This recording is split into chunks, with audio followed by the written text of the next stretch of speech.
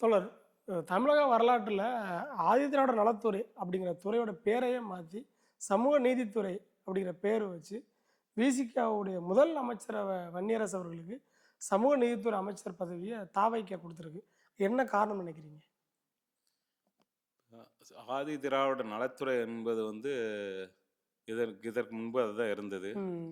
அந்த ஏன் சமூக நீதி அமைச்சர் என்று மாற்றப்பட்டது வந்து, ஒரு குறிப்பிட்ட ஒரு சமூகத்தை ஆதி திராவிடருக்கு மட்டும் அப்படிங்கிறது இருக்கக்கூடாது.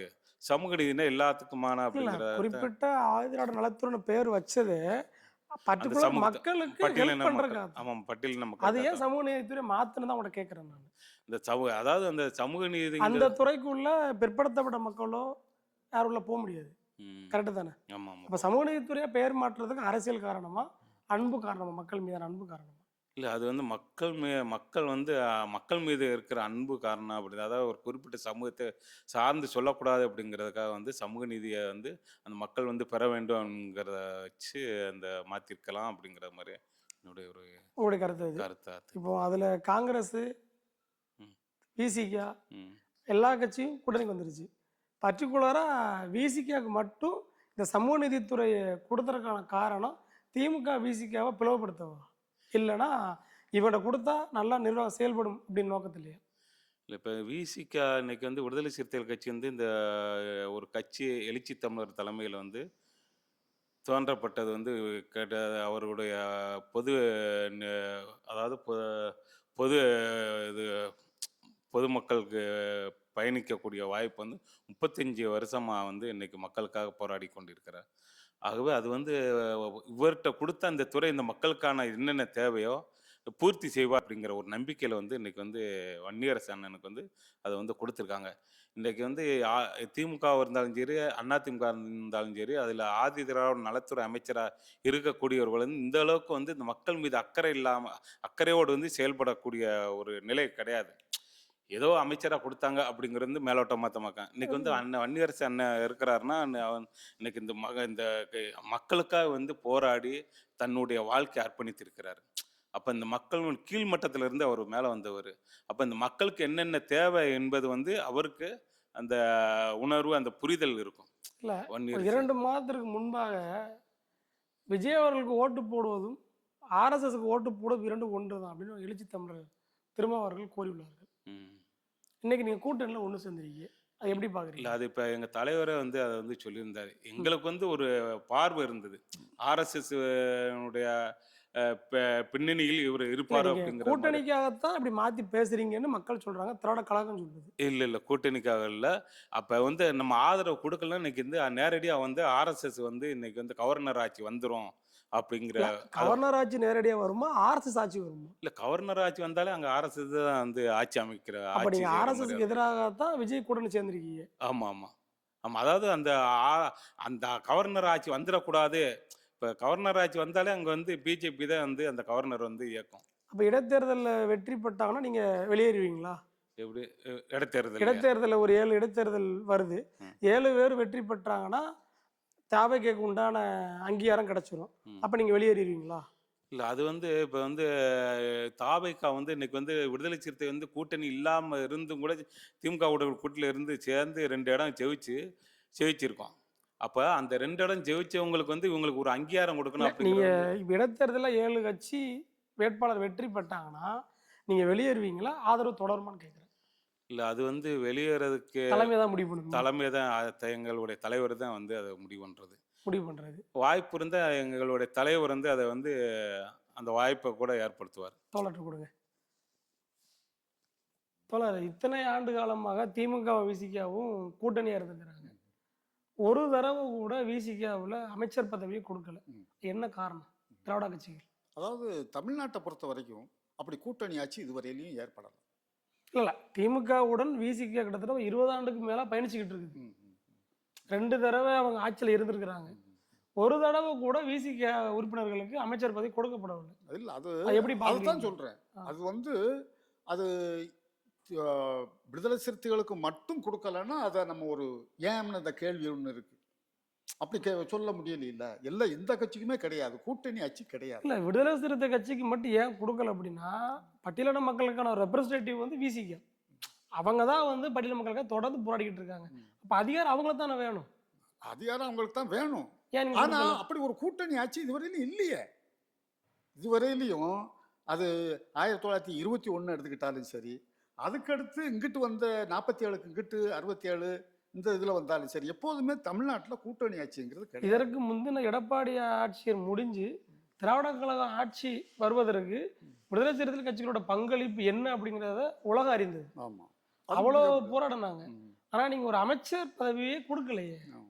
அதான் சொல்றேன், கூட்டணி ஆட்சியில தான். அப்ப மற்ற கட்சிகள் இருக்குல்ல, அது வந்து அதிருப்தி ஆகும்ல. கொடுங்க, மற்ற ஆ. கட்சி கொடுங்க. அப்படி அப்படி கொடுக்கல. ஏன் கொடுக்கல? இதுவரையிலும் இல்ல. விஜய் கொடுக்காருல? இதுவரையிலும் இல்ல. விஜய் கொடுக்காருல? அது இப்போதுதானே கொடுக்காரு. அது அவர் வந்து அந்த நீங்க கொடுத்திருந்தா இவர் கொடுத்திருக்கத பேசலாம். ம். நீங்க கொடுக்காத அவர் கொடுத்திருக்காருல? இல்ல, நீங்க ஏன் கொடுக்கல? அந்த கூட்டணியை உடைக்கணுங்கிறத உங்களுடைய நோக்கம். நீங்க என்ன செஞ்சீங்கன்னா, கேட்டீங்களா? நாங்க வந்து கூட்டணி கட்சியோட ஓட்டை வாங்கணும். ம். ஆனா அதிகாரம் கொடுக்க மாட்டோம். ம். அதுவே இல்ல, ஆறுதல் இல்ல, மனப்பான்மை இல்ல. தான். அது அந்த இது தமிழ்நாட்டுடைய மரபு தான் அது. அதுக்காக இன்னைக்கு திடீர்னு ஒரு அப்ப விஜய் கட்சிக்கு மரபை மாத்திட்டாரா? யாரு? ஆமா, மரபு மாத்திட்டாருல்ல. மக்கள் இன்னைக்கு அவருக்கு கொண்டாடுறாங்க. தேவையில்ல. மக்கள் கொண்டாடுறாங்க. அதான் மாற்ற மக்கள். ஏங்க பட்டியலின மக்களுக்கு 6 மக்களுக்கு அமைச்சர் பதவி கொடுத்திருக்காருங்க. அதான். எந்த திராவிட கழகம் கொடுத்துச்சு மக்களுக்கு? அதெல்லாம் இல்ல. இப்ப அதாவது இன்னைக்கு நீங்க மட்டும் கொடுக்கல ஒத்துக்கிறீங்களா? இல்ல இது 6 பேர் கொடுத்துருக்காங்கிறத ஒத்துக்கிறதேன். ம். ஆனா இதுவரை யாருக்குமே கொடுக்கலங்கிறத ஒத்துக்கிற முடியாது. ஒரே 5 ஆண்டுகள் ஆட்சியில ம். ஒரே டைம்ல 6 பேருக்கு விஜய் கொடுத்திருக்கிறாரு முதலமைச்சர். ஆமா. நீங்க ஒரு 8 பேருக்கு நீங்க ஒரு தடவை கூட கொடுக்கல. ஏன் கொடுக்கல? அதாவது ஆதி திராவிடர்கள் யாருமே அமைச்சரா இல்லைன்னு சொல்ல வரீங்களா? பெரும்பான்மை மக்களுக்கு கொடுத்திருக்கிறாரு. நீங்க இந்த தனபால இருந்தாரு, இவர் இருந்தாரு அப்படின்னு நீங்க வந்து இப்படி பொறுக்கி பொறுக்கி போடக்கூடாது. ம். ம். அது ஒரு திராவிட சித்தாந்தத்தை உடைச்சு இன்னைக்கு ரூல் பண்றாரு ம். டிவிக்கு. ம். ஆனா நீங்க ஒரு தடவை கூட ம். மதிமுகவா இருக்கட்டும், ம். ஏன்னா அதிக கூட்டணி கொண்ட ஒரே கட்சி திராவிட கழகம். ம். நீங்க மறக்க முடியாது. ம். ஆனா எந்த கூட்டணி கட்சிக்கும் நீங்க அமைச்சர் பதவி கொடுக்க மாட்டீங்க. ம். திராவிட கழகத்துக்காக அமைச்சர் பதவி கொடுப்பீங்க. ம். அது ஆர்எஸ்எஸ் கிடையாதா? ஓ. அது அதிகாரம் கிடையாதா? இல்ல, இல்ல. அது அப்படியெல்லாம் பண்ணையா சொல்ல முடியாது. கிடையாதா? அதாவது ஆ. 4 பேருக்கு அமைச்சர் கொடுத்தாப்புல அந்த மக்களுக்கு எல்லாம் நிறைவு செஞ்சுட்டோம்ங்கிறது கிடையாது. கூட்டணி தர்மத்தை கூட ஃபாலோ பண்ண மாட்டேங்கல. கிடையாதுல்ல. தமிழ்நாட்டுல அப்படி இதுவரையிலும் வேற யாராவது அப்படி கொடுத்துருக்காங்களா? இல்ல. தமிழ்நாட்டுல நீங்க தானே மாயம்பரம் ஆண்டுகிட்டு இருக்கீங்க. இல்ல, நீங்க தானே அதான் கொடுக்கணும். சொல்றேன். அதான் சொல்றேன். இது வந்து ஒரு அதான் நீங்க 2 பேருமே கொடுக்கல. அதான் அதனாலதான் 2 மக்கள் பேருமே மாத்தி பாரம்பரியமா அதை கொடுக்காம அதனாலதான் ஓடிட்டே மக்கள் இருக்கு. மாத்தி ஓட்டு போட்டாங்க. ஒத்துக்கறீங்களா அது நீங்க? இருக்கட்டும், போடட்டும். அதனால தப்பு இல்ல. அப்ப நீங்க பண்ண தப்பு இல்லையா? அது அது அது தப்பு இல்லைன்னு எப்படி சொல்ல முடியும்? தப்பு இல்லதான். தோழர் கொடுங்க. தப்பு. தோழர் கொடுங்க. தோழர் என்ன சொல்றாங்க அப்படின்னா, திமுகவும் அதிமுகவும் திராவிட கழகங்கள் கூட்டணி கட்சிக்கு வந்து அமைச்சர் பதவி கொடுக்கறதுங்கிறது வந்து மரபே கிடையாது. அதனால நான் கொடுக்கல அப்படிங்கிறாங்க. இது உங்க விளக்கம் என்ன? இல்ல அது வந்து திமுகவும், அதிமுகவும் வந்து நம்ம தான் ஆளணும், நம்ம தான் வந்து அந்த அமைச்சரவை அதிகாரத்தில் இருக்கணும் அப்படிங்கிற வந்து இப்போ கூட்டணியில் இருக்கக்கூடியவர்கள் வந்து அந்த ஓட்டுக்காகவே பயன்படுத்தி தான் ஆட்சிக்கு வரணும். அவங்களுடைய ஓட்டை வாங்கணும், வாங்கிட்டு நம்ம வந்து ஆட்சிக்கு வரணும் அப்படிங்கிறத சிந்தனையில் தான் வந்து திமுகவும், அதிமுகவும் இருந்தது. ஏனென்றால் இப்போ வந்து கூட்டணி ஆட்சியை கொடுத்துட்டோம்னா அவங்க அந்த இடத்துல வந்து அதிகாரத்துக்கு வந்துருவாங்க. தனிச்சையாக வந்து அந்த கூட்டணி துறை சார்பா கட்சியோட ஓட்டு வேணும். ஆமா ஓட்டு அதிகாரத்தை வேணும். கொடுக்க அதிகாரத்தை கொடுக்கக்கூடாது. கொடுக்கக்கூடாது. அப்படி நம்ம அதை கொடுத்துட்டோம்னா அவங்க தனிச்சா வந்து அந்த மக்களுக்கு உண்டான இப்போ இன்னைக்கு வன்னியரசன் வந்து வன்னியரசன் வந்து இன்னைக்கு வந்து அந்த மக்களுக்கு என்ன தேவையோ அப்படிங்கிறத வந்து இன்னைக்கு வந்து அடிமட்டத்தில் இல்ல இறங்கி இன்னைக்கு வேலை 30 செஞ்சுட்டு ஆண்டு இருக்காரு. கால கொடுக்க முடியாத பட்டாவை 3 நாளா கொடுக்காரு ஆமா வன்னியரசன். வன்னியரசன் கம்யூனிஸ்ட் கட்சி கூட்டணியில் உள்ள திராவிட கழகம், சமூக நீதி பேசுற திராவிட கழகங்கள் ஒரு பஸ் அனுப்பாததை பஸ் அனுப்புறாரு அனுப்புறாங்க. கோயம்புத்தூருக்கு. ஆமா ஆமா இப்ப இதெல்லாம் திராவிட கழகம் ஏன் செய்யலன்னு தான் கேட்கிறேன். ஆமா அது வந்து அதான் இப்போ அதைத்தான் நான் என்ன சொல்றோம்னா இன்னைக்கு வந்து திமுக வந்து இன்னைக்கு வந்து ஒரு அமைச்சர் இருக்கிறாங்கன்னா இன்னைக்கு தலைமை என்ன சொல்றோ அதைத்தான் அவங்க வந்து செய்ய முடியும். தனிச்சா வந்து செய்ய முடியாது. இன்னைக்கு வன்னியரசன் இருக்காருன்னா இன்னைக்கு வந்து எங்க தலைவர் வந்து எழுச்சி தலைவர் வந்து சுதந்திரமா விட்டாரு. நீ மக்களுக்கு என்ன தேவை நீ வந்து அந்த வேலையை பாரு. எப்படின்னா இன்னைக்கு வந்து வன்னியரசனை வந்து அடிமட்டத்துல இருந்து விளிம்பு நில மக்கள் அடிமட்டத்துல இருந்து போராட்ட களத்துல இறங்கி வந்தவர். அதனால யாருக்கு என்ன தேவை அப்படிங்கிறது அந்த அடிமட்ட தொண்டனுக்கு தான் தெரியும். இப்போ வந்து திமுகவில் வந்து ஆதிதிராவிட நலத்துறை அமைச்சர் இருக்காங்கன்னா எனக்கு வந்து அவங்க ஒரு ஒரு விஷயத்தை ஒரு மக்களுக்கு ஒரு சேவை செய்யணும் அப்படின்னா வந்து தலைமையில் கேட்டு தான் அவங்க வந்து செய்ய முடியும் அமைச்சராக இருந்தாலுமே. ஆனால் இங்கே வந்து அப்படி கிடையாது. அண்ணன் வன்னியரசன் வந்து என்ன தேவையோ அவங்களுக்கு மக்களுக்கு வந்து என்ன தேவையோ அதை வந்து இப்போ உடனே வந்து இந்த பழங்குடியின மக்களுக்கு நரிக்குறவர்களுக்கு உங்களுக்கு பூரா இன்னைக்கு வந்து அப்படி வந்து இறங்கி வேலை செய்கிறார். எப்படின்னா ஒரு போராட்ட களத்தில் இருந்தவர். திராவிட கழகம் கொடுக்காத அதிகாரத்தை தமிழக வெற்றி கழகம் கொடுக்குது. அது உண்மைதானே? ஆமா உண்மைதான். அப்ப திராவிட கழக சித்தாந்தம் வந்து அதிகார வர்க்கத்த பண்ணை முறைய அவங்க தானே ஊக்குவிக்காங்க. ம். அப்ப அதோட வெளிப்பாடு தானே மக்கள் ஓட்ட மாட்டி போட்டாங்க. மாத்தி போட்டுருக்காங்க. ஆமாமா. எதிர்த்து தானே ஆகணும் நம்ம. ஆமாமா. அத வந்து கண்டிப்பா, அதுக்கு கண்டிப்பா. ஏத்துக்கிட்டு தான். சரி. இன்னைக்கு வந்து விஜய் அவர்கள் வந்து இன்னைக்கு அவர் அமைச்சரை கொடுக்காருன்னா, அது வந்து உண்மையிலே வந்து வரவேற்கக்கூடிய ஒரு விஷயம் தான். எப்படி யாருமே அதை செய்யாதத வந்து இன்னைக்கு வந்து அவர் செஞ்சிருக்காரு. அவங்களும் வந்து அதிகாரத்தில வரட்டும் அப்படிங்கிற வந்து அந்த சிந்தனையில தான் இன்னைக்கு வந்து முதலமைச்சர் விஜய் வந்து அத வந்து அந்த அதிகார பகிர்வு, ஆட்சியிலும் பங்கு, அதிகாரத்திலும் பங்குன்னு சொல்லி மொத வந்து எங்க தலைவர் வந்து அறிவிச்சாரு. அதே தான் எலக்ஷன் டயத்துல வந்து இவரு மாநாட்டுல அறிவிச்சாரு. நாங்க ஆட்சியிலும் பங்கு, அதிகாரத்திலும் பங்கு தரேன். எங்க கூட கூட்டணி வாங்கன்னு சொல்லி சொன்னாரு.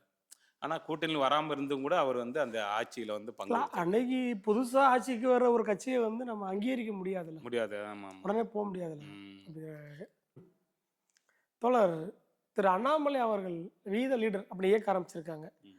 அவர் வந்து எந்த விதமான ஆர்எஸ்எஸோட பின்புலம் இல்லாம மக்களுக்காக ஆரம்பிச்சிருக்கோம்னு சொல்றாரு. எப்படி பார்க்குறீங்க?